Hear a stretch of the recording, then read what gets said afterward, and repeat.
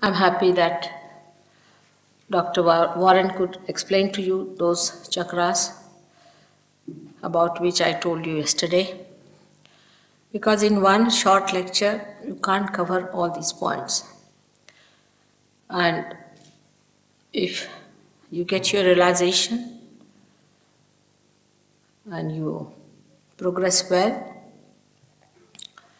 then you can listen to my tapes, which are in hundreds, and you can understand the knowledge is vast like ocean.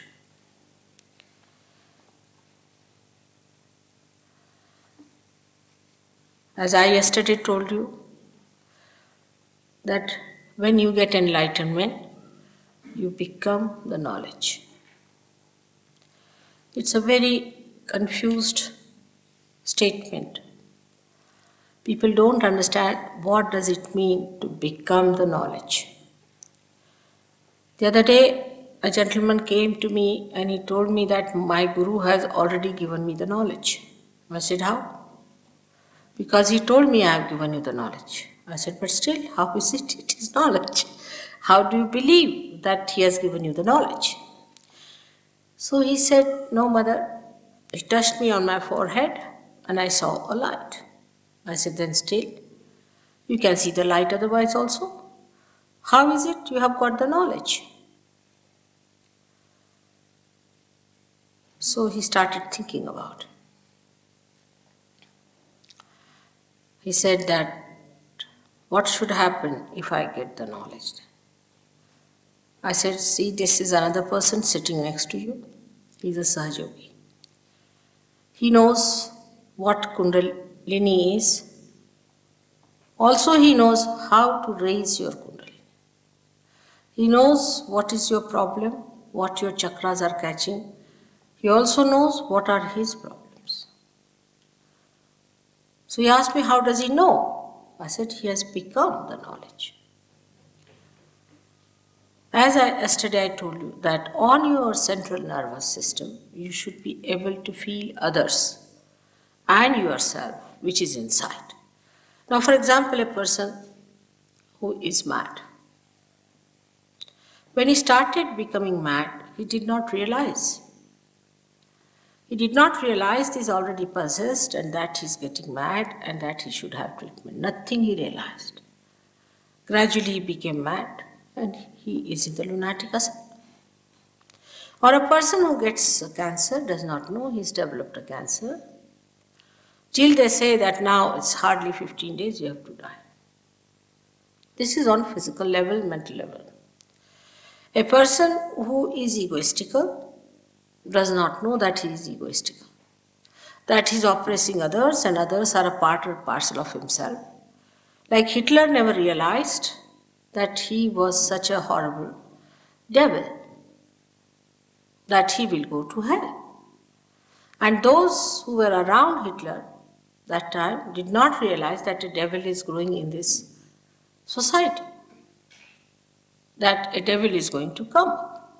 Nobody realized everything, and suddenly after 11 years he comes back as a horrible, destructive, satanic force. So, if you read the books written before his regime, they were actually supporting him. Because they said that we are getting decadent, our society is decadent, and we need a person who will take us to austerities and who will make us little disciplined. We need discipline, we must have discipline. And so they liked him. Even the young students liked him. When he went to the universities, he charmed them by saying we must have discipline, we should be austere, we should not eat this food, we should not eat that food, we should become very austere. And that thing was very much appreciated by the young people. They did not realize whether this man was a devil or not.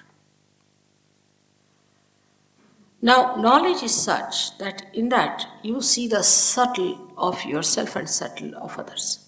And the subtle of ours and the subtle of others resides in the chakras. These are the chakras which reside within us. And these chakras are the ones who cater to the need of any emergencies we have. For example, if you have to run very fast, we can run very fast. Our heart starts beating. The sympathetic goes into action. Then these chakras bring it back to normal by supplying proper energy to that part which has been overused. They bring it back to normal. When, say, on the left-hand side and the right-hand side, we have two extraction of the sympathetic nervous system. When this extraction is too much on the chakras, these chakras get separated. And there is a deity in every chakra. And when that deity sleeps off, there is a separation from the whole, because that is how we are connected with the whole. This is supposing is the vertebra, is like this. Once it is broken off, you are broken off from the whole. The control is lost. Once the control is lost, then you start working on your own. Once a cell starts working on its own, it becomes malignant.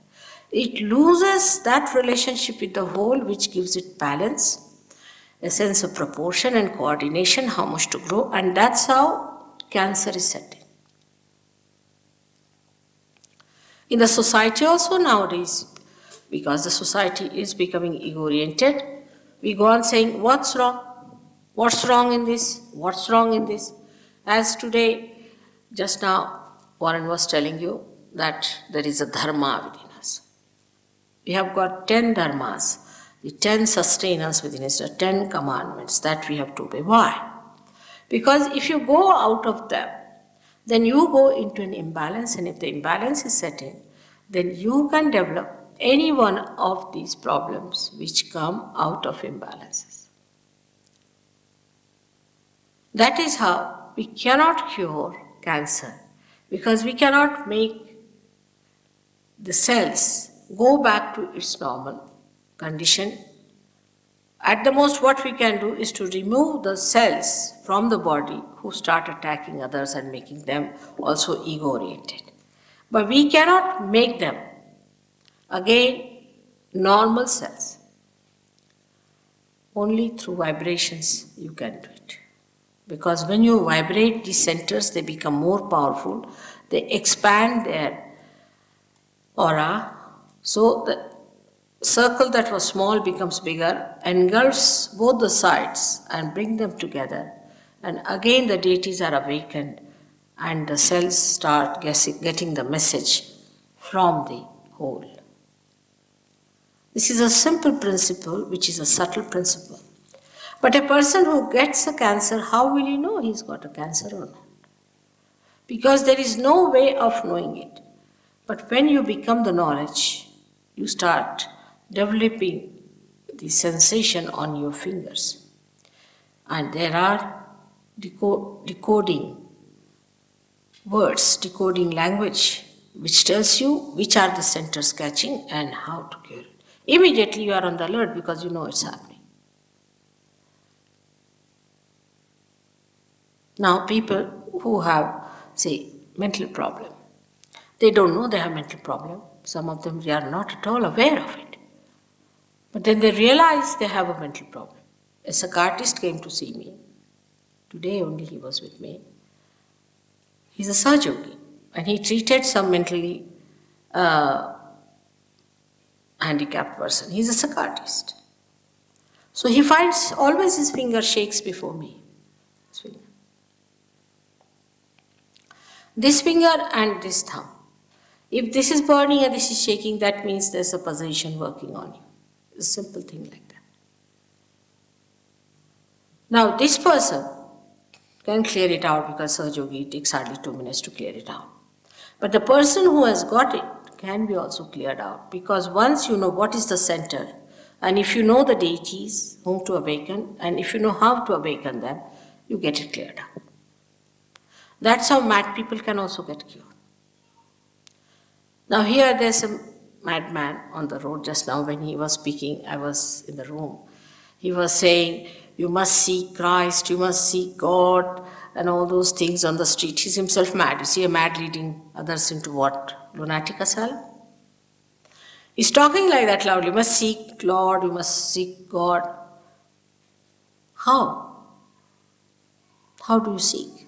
Just giving lectures, seek the Lord, seek gods. Is this the way?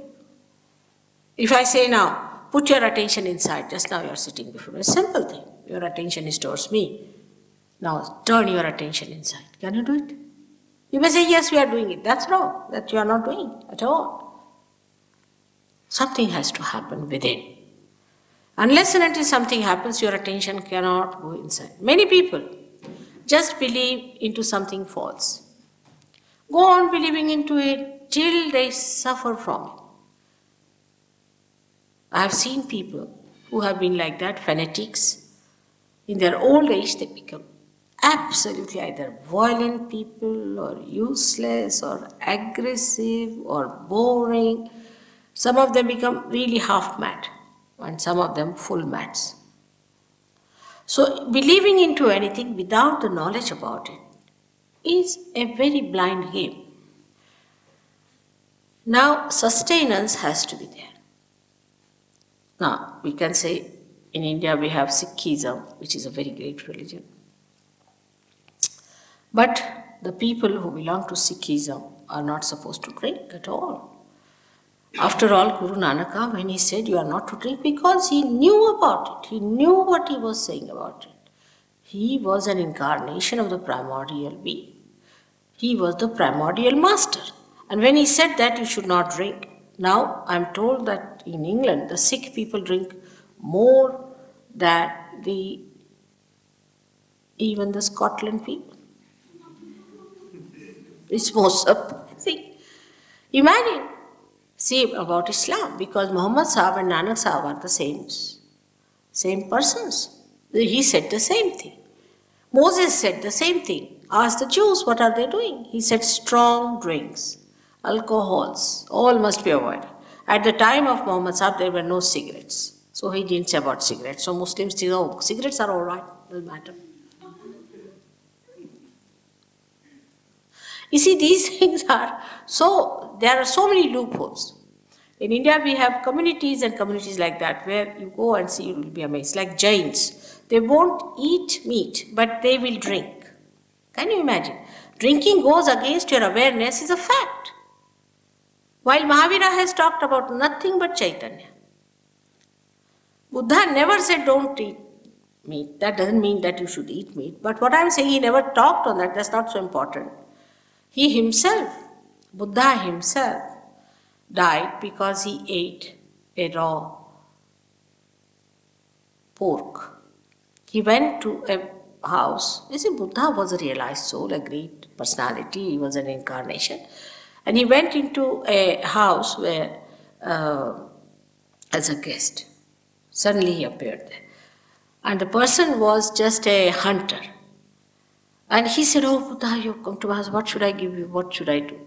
He said, I have very little time. Whatever you have, you give me. He said, I have killed a wild boar, but the food is still to be cooked and it will take some time. He said, all right, give me half meat. And he died of that. Even in Jainism, you'll be surprised that Neminath is the first one who was the cousin of Sri Krishna. In his marriage, there was a big function and lots of birds were brought. I mean, they were Jains, imagine. And the birds and all that, when he saw so many killed, he got a kind of a feeling against it and he said, all right, no more of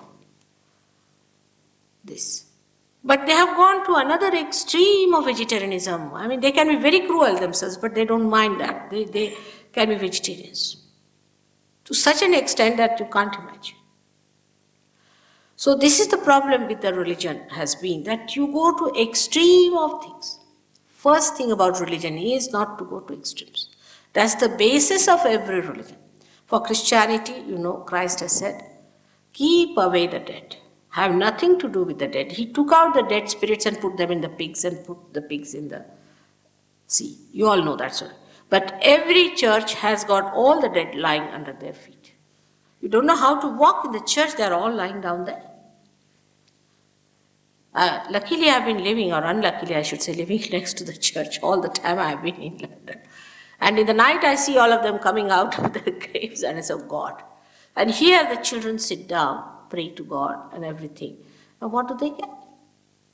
No wonder Catholicism is bringing such a catastrophe over this so-called Christianity. I mean, the basics of every religion has been contradicted by the disciples. Because Christ is the one who controls the dead. He is the one who sucks the effects of the dead. And he absolutely banned them. Everywhere you go, any church. Only in India they don't do it. Somehow, I don't know how they have managed it. But here, every church you go, there's dead bodies lying everywhere. Sahajogis now don't go to church because they're frightened. Once a Sahajogi is caught up by a spirit, immediately he knows he gets a headache, he doesn't want to go there. But a person who is not a Sahajogi, he goes to a church, he catches the bhoot, he does not know. One of my disciples had a mother who was a Catholic lady, very staunch Catholic. And she was MA in mathematics and things like that, you see, a very staunch Catholic.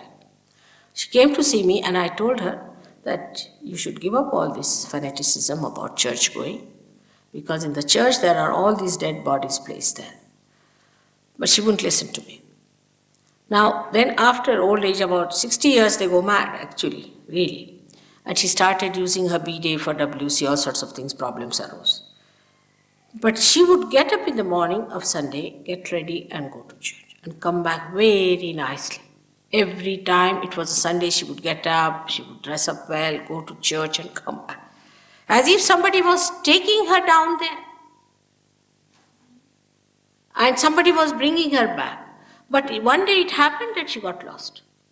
And this lady telephoned to the police and said, what to do now? This lady is lost and my mother is lost. And she got very worried. She telephoned to me. I said, you'll find her. She's all right, but she'll come. After 3 days, she came from somewhere, God knows. Came back. And again, she started the same things, using this for that and that for that, and absolutely like a mad person. But the police said nothing doing. Now you better put her in the old man's place. So she put her in one of these places where the old people live. Now, this Mari, my disciple, she told me it's most amazing. The people who are there are mostly Catholics or Christians. They are all mad like this. The nurses are having a bad time. But all of them get ready on a Sunday and go to a church which is specially made for them. Can you imagine? Just look at this obsession. It's an obsession with us. We must know these are obsessions. We are not free people. We are slave to these things. Now, once you come to this side, the other side of slavery are our habits. They enslave us. They enslave us. I have seen now people, I once had a minister sitting with me, and Russian minister, very powerful man otherwise. And suddenly he got up, he was the host, suddenly he got up, oh, I must go. I said, what happened? He said, I am a sick man. I said, what's the matter with you? You see, I am a football fan and I can't sit any longer, the football match must have started. Imagine, he was the chief host and so many people were there, he just couldn't sit. I mean, he could not glue himself to the chair and he wanted to get up and walk and he just didn't know what to do. I was amazed, he had no poise, no control over himself. I mean, I just thought must be some possession from this football is coming to him, or what is it? But such a grown-up, matured person behaves like this. This is nothing. Other habits that we have are much worse, and they all enslave us. We can't live without them. Anything that is in this world is for us. We are not for anything. If anything can enslave us, we should know that we are the masters of everything. If a chair doesn't make you comfortable or uncomfortable, it's not important. What is important is that this doesn't enslave you. Nothing should enslave you. The one who is a king, who is the emperor, is least bothered. If you put that person on the street, he'll sleep well. If you put him anywhere, he'll be happy. That's the person is the real emperor, but not the emperor who cannot live without complete comfort. If he's slave of the comfort, then he's not an emperor. All these things we can learn when our center here, Nabhi Chakra, is awakened. When the light spreads in that area, in the void, the green color you see, then what happens immediately in that light? You don't see anything, but the light works. Enlightenment is such that it goes into action. The light itself acts. Can you imagine? The light itself acts in you. We had a doctor who was very fond of wines, drinks, and I never tell you don't drink. I never say that because I don't want people to run away. No, nothing of the kind. You sit down comfortably, just take your realization. Then we'll see about it. This fellow gave up his drinking next day. But then he had to go to Germany. And he thought, I better try some special type of wine that he had liked. So he tried it. And then he vomited. He couldn't bear it. He said the taste was so bad. I had never tasted such a dirty thing. I never told him. It just happened. He saved money. He could buy things out of the money he saved. He was a free bird. But I don't have to tell you this because we are so addicted and identified that even if you say that this can happen with Sahaja Yoga, many people will refuse it. Our identifications have gone so deeper into our being, our hangs up, as we say, that we are not free people at all. We might be free politically, all right. But this is so superficial. The spirit is the only thing that is free within you, which has no hangs up, which has no habits, which does not stick on to anything, is completely detached and emitting joy to us. It is the thing that makes our spirit, our attention so enlightened. Now, enlightened attention, as I said, is not the attention that we understand that there's a light, we see the light, nothing of the kind. But with this enlightened attention, our awareness becomes enlightened. So that we start feeling other people on our hands. Like the other person here sitting yesterday, you must have seen. आप जरा ठीक से बैठिए, सब लोग क्या सोचेंगे? कायदे से बैठिए, अब हिंदुस्तानी आदमी.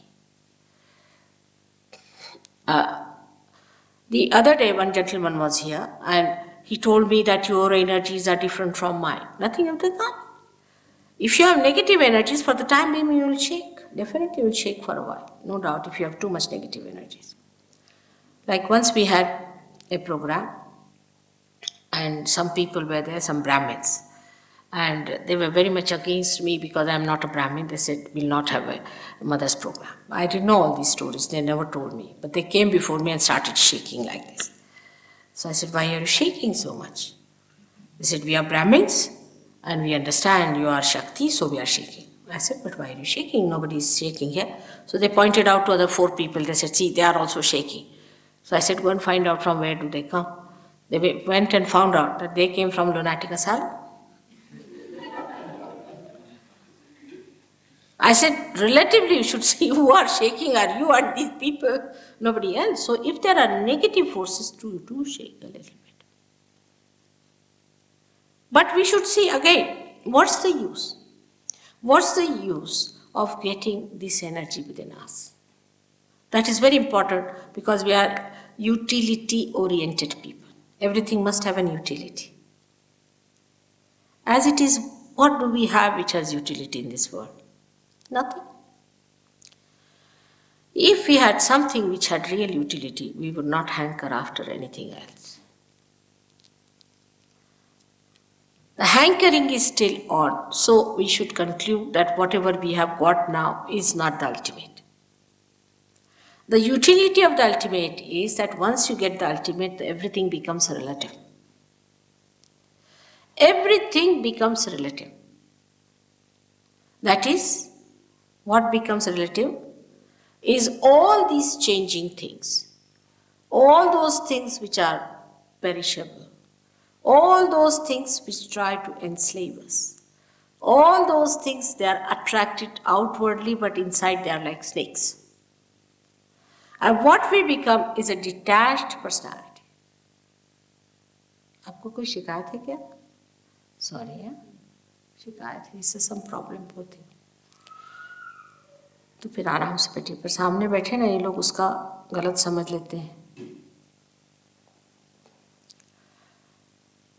Now, our idea about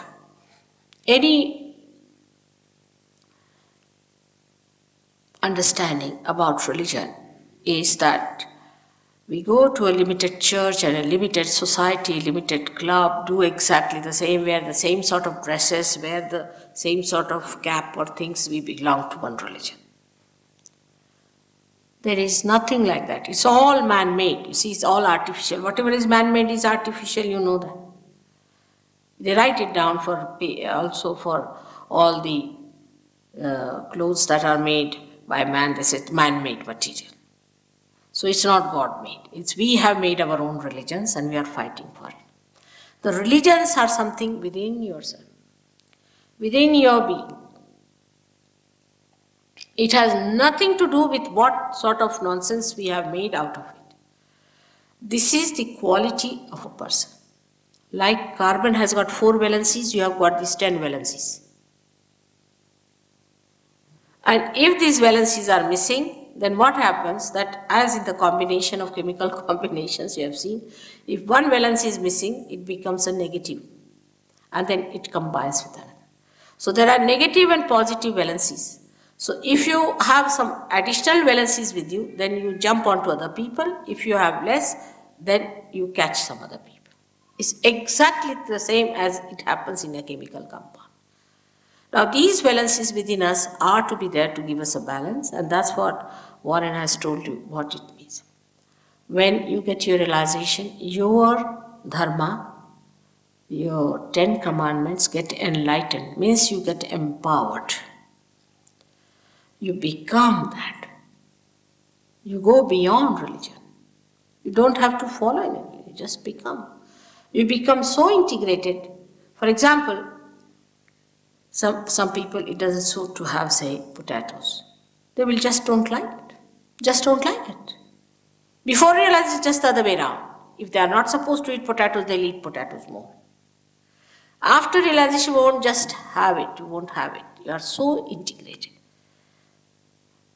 The sustenance within us gets so enlightened that our priorities change completely. We start judging everything on vibrations. Now we have a little girl, you have seen Olympia.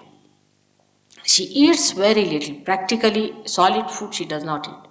But if I give her anything to eat, she will eat. From nobody else. But if I give her anything, she'll ask for more and eat. It's surprising, she understands vibrations. If you understand vibrations, then it is very easy to retain your valencies intact because you are empowered. Not only that, but you just don't like anything else because you like the vibrations to flow. When the vibrations are flowing, the spirit is emitting through your central nervous system the joy. That is the quality of your spirit. The joy you start feeling. And when you start feeling the joy, then you don't want to give up for anything.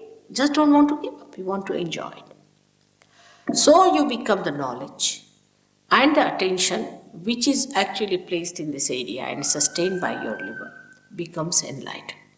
As I told you yesterday, sitting down here, if you want to feel about anyone, you can find out. Like just now I saw one gentleman sitting little awkwardly. I thought he's not sitting properly. I said, sit properly. But then I paid attention to him. I knew he was not well. So I said, have you got any problem? He said, yes. I said, then it's all right.